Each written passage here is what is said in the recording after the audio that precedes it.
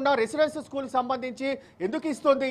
ఎందుకంటే వారు స్వయంగా వారు సొంతంగా నడుపుకోవాల్సిన యొక్క స్కూల్ పర్మిషన్ వేరే స్కూల్కి అనుమతి లేకుండా వీరి యొక్క పర్మిషన్ ఎందుకు నిబంధనలకు విరుద్ధంగా ఎలా ఇస్తారు? దానిపైన కూడా చర్చ జరుగుతుంది. ఎందుకంటే ఒసిమం స్కూల్ పైన కూడా చర్యలు తీసుకోవాలి.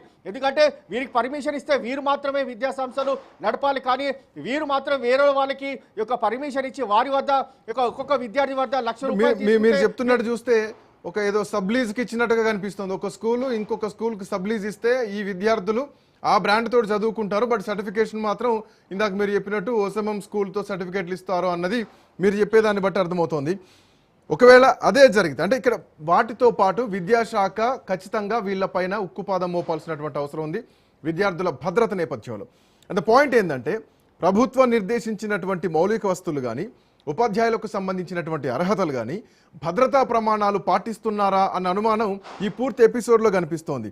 దీనికి సంబంధించి విద్యుత్ కనెక్షన్ లేదు, జనరేటర్లతో నడుస్తోంది అన్నదొకటి మీరు చెప్తున్నటువంటి పాయింట్.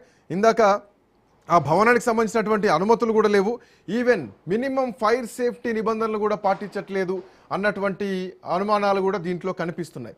సో వీటి విషయంలో అధికారులు ఏ నిర్ణయం తీసుకోవాలి? పొద్దున విద్యార్థులకు ఏమైనా జరిగితే బాధ్యులు ఎవరు?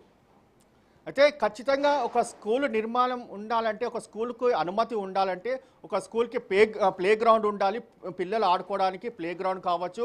అంతేకాకుండా వారికి స్కూల్కి సంబంధించి పూర్తిగా అంటే ఒక క్లాస్కి ఇంకో క్లాస్కి ఎంత దూరం మొత్తంలో వ్యత్యాసం ఉండాలి. ఒకవేళ అనుకోకుండా ఫైర్ యాక్సిడెంట్ జరిగితే వారిని ఎలా సేవ్ చేయాలి అనే దానిపైన పూర్తిగా దీనికి సంబంధించి అనుమతులు ఉండాలి.